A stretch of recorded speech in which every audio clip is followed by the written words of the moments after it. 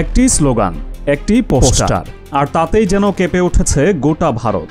উত্তর থেকে দক্ষিণ, পূর্ব থেকে পশ্চিম, সর্বত্র ছড়িয়ে পড়েছে এক অভূতপূর্ব প্রতিবাদের আগুন। স্লোগানটি খুব সাধারণ, আই লাভ মোহাম্মদ, কিন্তু এই ভালোবাসার প্রকাশই যেন শাসক দলের জন্য মাথা ব্যথার কারণ হয়ে দাঁড়িয়েছে। পরিস্থিতি এতটাই উত্তপ্ত যে ভারতের রাজপথে এখন পুলিশ আর সাধারণ মানুষ মুখোমুখি। প্রশ্ন উঠছে, প্রিয় নবীর প্রতি ভালোবাসার প্রকাশ করা কি ভারতে এখন অপরাধ? সাধারণ মানুষের কণ্ঠে উচ্চারিত একটি স্লোগানকে কেন্দ্র করে কেন পুলিশি লাঠিচার্জ, কেন শত শত মানুষের বিরুদ্ধে মামলা, আর কেনই বা এই আন্দোলনকে দেশবিরোধী ষড়যন্ত্র বলে দাগিয়ে দেওয়ার চেষ্টা চলছে? এই ঘটনা প্রবাহ কি তবে নরেন্দ্র মোদী সরকারের বিদায় ঘণ্টা বাজিয়ে দিচ্ছে? ঘটনা শুরু উত্তরপ্রদেশের বিয়ারেলিতে। গত ২৬ সেপ্টেম্বর শুক্রবার জুমার নামাজের পর ইসলামিয়া ময়দান পরিণত হয়েছিল এক জনসমুদ্রে। স্থানীয় প্রভাবশালী আলেম এবং ইত্তেহাদি মিলাদ কাউন্সিলের প্রধান মাওলানা তৌকির রাজার ডাকে হাজার হাজার মানুষ সমবেত হয়েছিলেন। তাদের উদ্দেশ্য ছিল একটাই, আই লাভ মোহাম্মদ প্রচারণার প্রতি নিজেদের সমর্থন জানানো এবং এই ভালোবাসার প্রকাশকে দমনের চেষ্টার বিরুদ্ধে তীব্র প্রতিবাদ করা। কিন্তু শান্তিপূর্ণ সমাবেশ কিছুক্ষণের মধ্যেই রূপ নেয় রণক্ষেত্রে। প্রত্যক্ষদর্শীদের ভাষ্যমতে পুলিশি উপস্থিতির মধ্যেই ময়দানে মানুষের ভিড় বাড়ছিল। নামাজের পর জনতা যখন তাদের দাবি তুলে ধরছিলেন, ঠিক তখনই পরিস্থিতি উত্তপ্ত হতে শুরু করে। পুলিশের পক্ষ থেকে অভিযোগ তোলা হয়, ভিড়ের মধ্য থেকে উস্কানিমূলক স্লোগান দেওয়া হয়েছে এবং পাথর ছোড়া হয়েছে। এরপরই শুরু হয় পুলিশের অ্যাকশন। পরিস্থিতি নিয়ন্ত্রণে আনার নামে চালানো হয় নির্বিচারে লাঠিচার্জ। মুহূর্তের মধ্যে গোটা এলাকা রণক্ষেত্রে চেহারা নেয়। বাতাসে ভাসতে থাকে মানুষের আর্তনাদ, ছড়িয়ে ছিটিয়ে পড়ে থাকে জুতা, স্যান্ডেল আর ইট পাটকেল। পুলিশ ঘটনাস্থল থেকে অন্তত ১২ জন বিক্ষোভকারীকে গ্রেফতার করে নিয়ে যায়। বিয়ারেলির আইজি অজয় সাহনির বক্তব্য শুনলে মনে হবে পুরো দায়টাই যেন বিক্ষোভকারীদের। তার ভাষায়, পুলিশ ফ্ল্যাগ মার্চ করছিল এবং সবাইকে নামাজ শেষে বাড়ি ফেরার অনুরোধ করেছিল, কিন্তু পরে ভিড় থেকে গুলি চালানো হয় ও পাথর নিক্ষেপ করা হয়। কিছু অস্ত্র উদ্ধার করা হয়েছে। এটি পূর্ব পরিকল্পিত ষড়যন্ত্র বলে মনে হচ্ছে।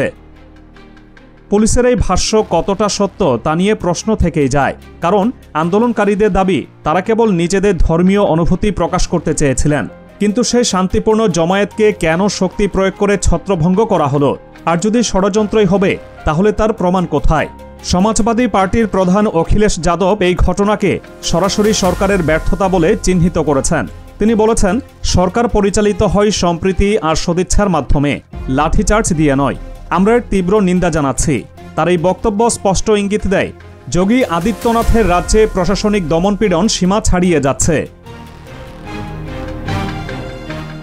কিন্তু এই ঘটনা শুরু আরও গভীরে, যার শুরুটা হয়েছিল কানপুরের এক শান্ত গলিতে।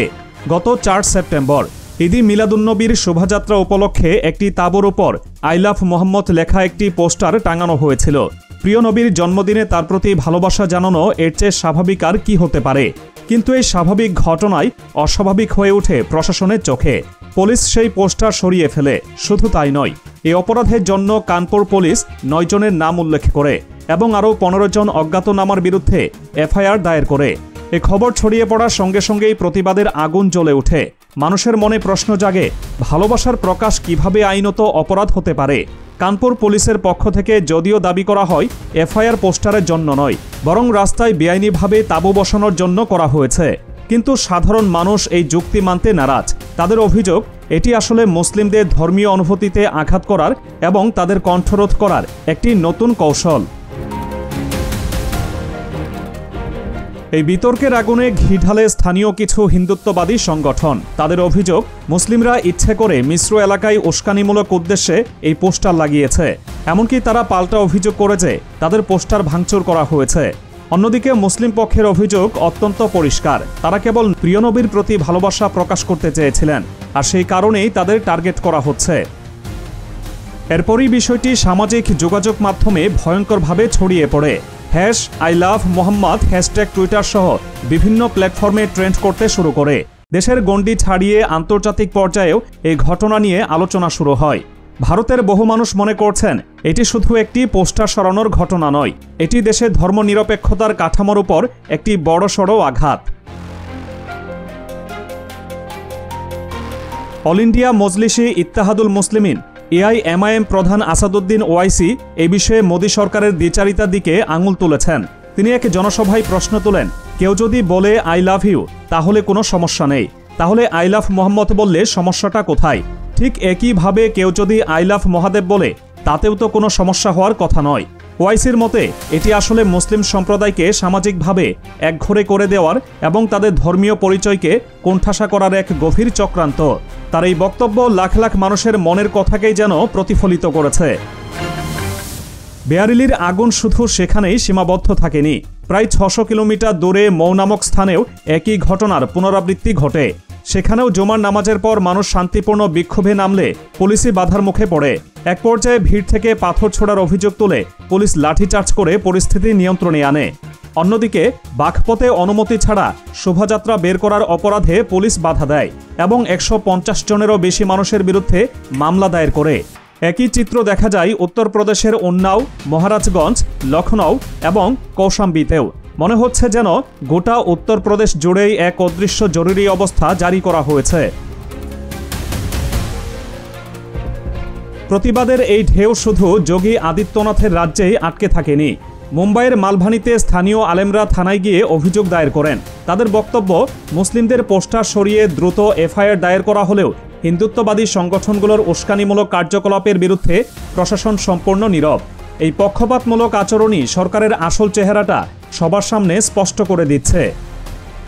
ওদিকে মোদির নিজের রাজ্য গুজরাটের গান্ধীনগরে একটি আপত্তিকর সোশ্যাল মিডিয়া পোস্টকে কেন্দ্র করে দুই সম্প্রদায়ের মধ্যে সংঘর্ষ বেঁধে যায়। এই ঘটনায় প্রায় 60 জনকে আটক করা হয় এবং 4টি দোকান ও বেশ কয়েকটি গাড়িতে ভাঙচুর চালানো হয়। কর্ণাটকের দাভানগেরেতেও একই ধরনের পোস্টার ঘিরে দুই পক্ষের মধ্যে তীব্র সংঘর্ষের খবর পাওয়া গেছে। এই ঘটনা প্রবাহ একটি বিষয় পরিষ্কার করে দিচ্ছে, একটি সাধারণ পোস্টারকে কেন্দ্র করে যে পরিস্থিতি তৈরি হয়েছে তা আসলে দীর্ঘদিন ধরে জমে থাকা ক্ষোভের বহিঃপ্রকাশ। ভারতের মুসলিম সম্প্রদায় মনে করছে তাদের দ্বিতীয় শ্রেণীর নাগরিকে পরিণত করার একটি চক্রান্ত চলছে। কখনো হিজাব, কখনো আজান, আবার কখনো নবীর প্রতি ভালোবাসা প্রকাশ, যে কোনো অজুহাতেই তাদের নিশানা বানানো হচ্ছে।